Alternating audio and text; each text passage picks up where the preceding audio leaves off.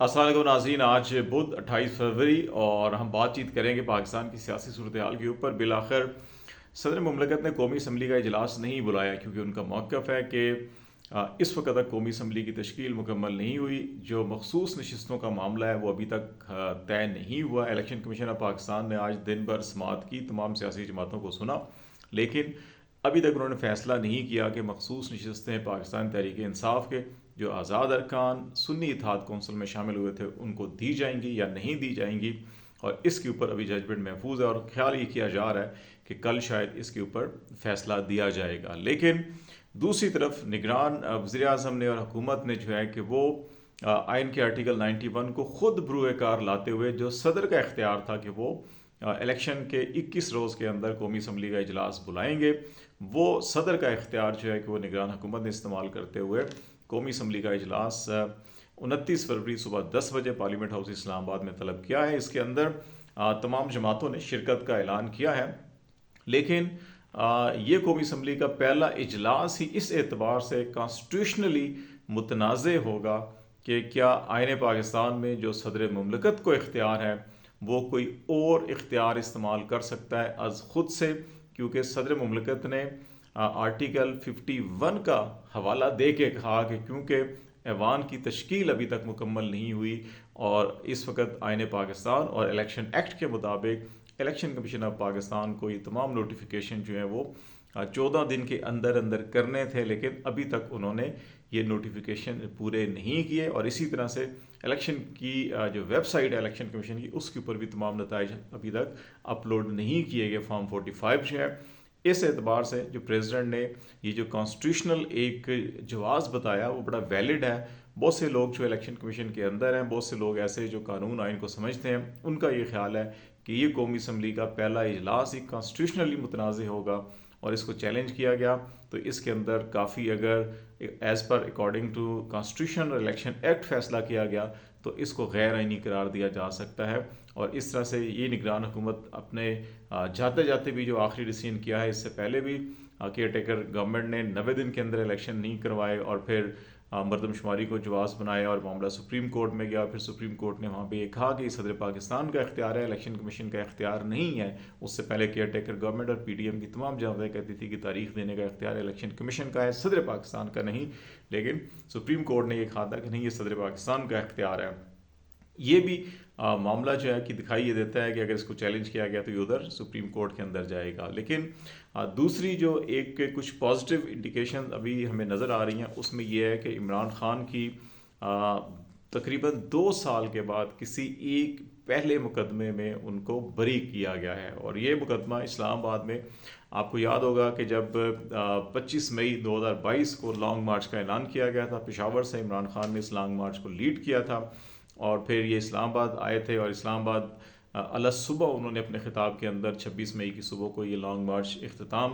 का ऐलान किया और डेडलाइन दी थी कि एक हफ़्ते के अंदर अंदर जो है कि हुकूमत इस्तीफ़ा दे के और आम इंतखाबात का ऐलान किया जाए पाकिस्तान में। तो उस 26 मई 2022 को थाना तरनोल में तोड़ फोड़ और जलाओ घेराव का एक मुकदमा दर्ज किया गया था, जिसमें इमरान खान थे, असद उमर थे, अली नवाज चौहान थे और दीगर जो मर्कज़ी लीडर फैसल जावेद भी उसमें शामिल थे।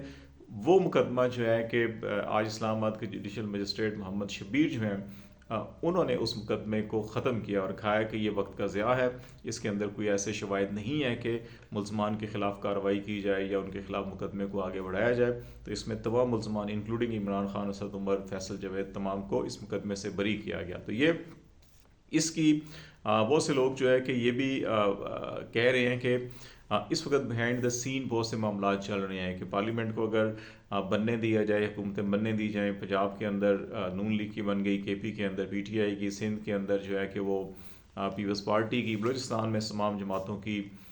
मिलकर हुकूमत बने। और इस वक्त भी मरकज़ में हुकूमत साजी के हवाले से अगरचे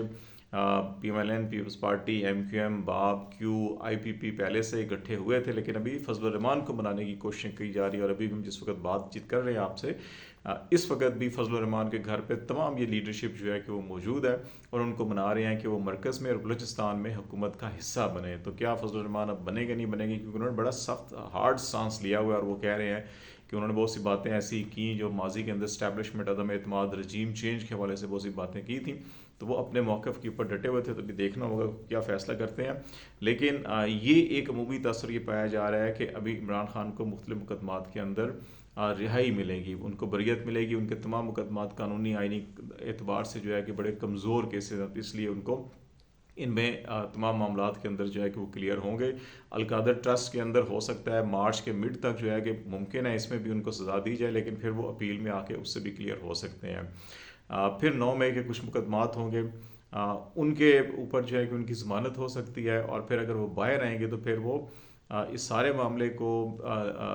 کمپین ایک شروع کر سکتے ہیں جو ماضی میں بھی انہوں نے کی تھی الیکشن ریگنگ کے حوالے سے. اور ابھی بھی IMF کو جو خط لکھا گیا ہے رؤف حسن جو سیکرٹری اطلاعات ہیں PTI کے، ان کی جانب سے، اور اس کے اندر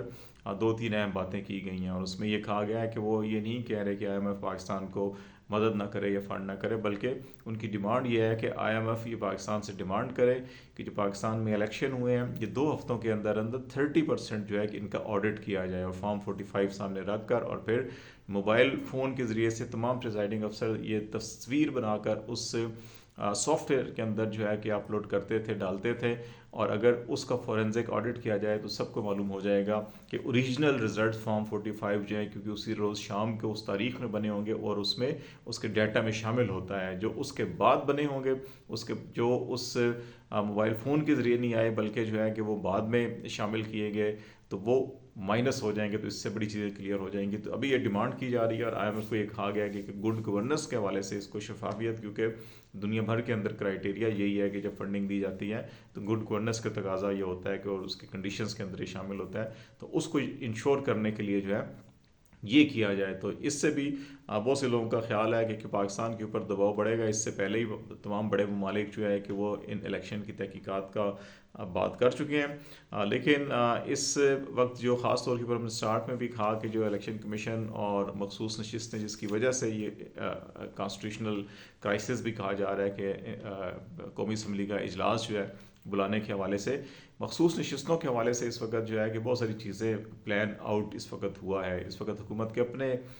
کیئر ٹیکر سیٹ اپ کے بھی، اور جو ممکنہ طور کے اوپر نون لیگ PS پارٹی MQM کی جو حکومت بننے جا رہی ہے اس کے اندر بھی یہ بات برسر عام یہ ہو رہی ہے کہ اس کا بنیادی مقصد جو ہے یہ بھی ان کو پش کیا گیا، جیسے ان کو دھکا دیا گیا تھا کہ نہیں آپ مل کر ایک حکومت بنائیں.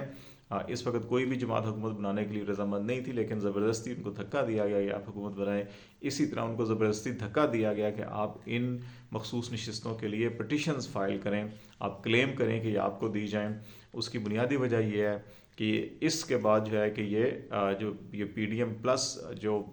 یہ نظام ہوگا یہ 2/3 میجارٹی حاصل کرنے کی کوشش کر رہا ہے. اور اس کے اندر یہ کہا جا رہا ہے حکومتی حلقوں کے اندر جو بھی بننے جا رہی ہیں اور جو کیئر ٹیکر بھی ہے کہ اس کے اندر نہ صرف ایسی آئینی ترمیم کی جائیں گی جس کے نتیجے میں جو بھی پچھلے 2 سالوں کے اندر آئین شکنی ہوئی ہے اس کو اس پارلیمنٹ کے ذریعے سے اس کی توثیق کی جائے گی، بلکہ کچھ مستقبل کو بھی محفوظ بنانے کے لیے 2-3 بڑے اہم فیصلے کیے جائیں گے. اور اس میں جو چیف جسٹس یا ججز کی ریٹائرمنٹ کی عمر ہے اس کو بڑھایا جا سکتا ہے. اگر اس کو بڑھایا جائے گا تو پھر قاضی فائز عیسیٰ جو ہے کہ وہ ریٹائرڈ نہیں ہوں گے بلکہ وہ کیری اوور کریں گے. اگر 2 سال بڑھایا جاتا ہے، 3 سال اس عمر کو بڑھایا جاتا ہے، یا 5 سال بڑھایا جاتا ہے، تو پھر اتنے ہی مدت تک قاضی فائز عیسیٰ چیف جسٹس آف پاکستان رہیں گے. اور بہت سے لوگوں کا خیال ہے کہ وہ رہیں گے تو ان کے سیاسی مقاصد کو سلب کیا جائے گا. اور اسی طرح سے جو موجودہ آرمی چیف ہیں یا کچھ اور اہم عہدوں کے اوپر جیسے DGI کو پہلے 2 سال کی ایکسٹینشن دی گئی ہے، تو اسی طرح سے جو PDM حکومت جن افسروں کو اہلکاروں کو سمجھے گی کہ وہ ان کے سیاسی مقاصد کو سپورٹ کر سکتے ہیں تو ان کو ایکسٹینشنز دی جائیں گی اور وہ اس کو کانسٹیٹیوشنل کور دیا جائے گا. تو اس وقت اس قسم کی باتیں ہو رہی ہیں. اور اس میں جو الیکشن کمیشن کا تعصب ہے وہ بھی آج کی ہیئرنگ کے اندر بڑا واضح طور کے اوپر نظر آیا کہ جب سنی اتحاد کونسل کا ایک لیٹر وہ جس میں یہ کہا گیا کہ آپ نے کیا جنرل الیکشن کے اندر 5% خواتین کو ٹکٹ دیے یا نہیں دیے، تو انہوں نے کہا کہ نہیں ہم نے جنرل الیکشن کے اندر کینڈیڈیٹ کھڑے نہیں کیے تھے تو اس لیے وہ 5% ٹکٹ نہیں دیے. تو اس کو ریزرو سیٹ کے کھاتے میں ڈال کے کہا جا رہا ہے جی کہ انہوں نے کہا تھا ہمیں ریزرو سیٹ، ہم تو الیکشن ہی نہیں لڑ رہے تو ہمیں یہ سیٹ نہیں چاہیے، حالانکہ وہ ایسی بات نہیں تھی. تو اس کی چیزیں بھی یہ کلیئر ہو رہی ہیں. اور پھر دوسری MQM کی آپ کو آڈیوز ایک کے بعد دوسری آ رہی ہے. گورنر سندھ کی آڈیوز بھی ابھی آج سامنے آئی ہیں اور اس کے اندر بھی یہ چیزیں ساری واضح ہو رہی ہیں کہ اس وقت PMLN پیپلز پارٹی اور MQM ان تمام کا مینڈیٹ 60%، 40% اور 100% جو ہے وہ جعلی مینڈیٹ ہے، یہ ان کی اپنی انٹرنل میٹنگ جو ہیں، پرائیویٹ میٹنگز ہیں، ان کے اندر یہ اعتراف کیا جا رہا ہے، لیکن اس کے باوجود 2/3 اکثریت کے لیے بڑے دھڑلے سے جو ہے کہ کام ہو رہا ہے کہ تاکہ جتنی بھی 2 سال سے آئین شکنی ہوئی ہے اس کو کانسٹیٹیوشنل کور دیا جائے، اور وہ بھی ایک ان کانسٹیٹیوشنل طریقے کے ساتھ کیا جا رہا ہے۔ تو لیٹس سی دیکھتے ہیں کہ کیا یہ پلان جو ہے کہ یہ ایگزیکیوٹ ہو سکے گا، یا اس سے پہلے ہی اگر عمران خان رہا ہوتے ہیں اور وہ کوئی بڑی تحریک چلاتے ہیں اور اس سے پہلے ہی کوئی آڈٹ ہوتا ہے یا نشستیں ان کو ملتی ہیں، تو یہ پلان کھٹائی میں پڑے گا یا نہیں پڑے گا۔ لیکن اس وقت تک یہ دکھائی دیتا ہے کہ جتنے بھی طاقتیں ہیں ان کی کوشش ہے کہ عمران خان کی رہائی اور باقی معاملات سے پہلے اس پلان کو ایگزیکیوٹ کرا کے بہت سے لوگوں کی آرٹیکل 6 سے جان بخشی کروا لی جائے، اس کے بعد پی ٹی آئی کو حکومت ملتی ہے تو ملنے دی جائے۔ تو لیٹس سی دیکھتے ہیں کیا ڈیولپمنٹ ہوتی ہے۔ آج تک کے لیے اتنا ہی۔ خالد جمیل کو اجازت دیجیے، اللہ حافظ۔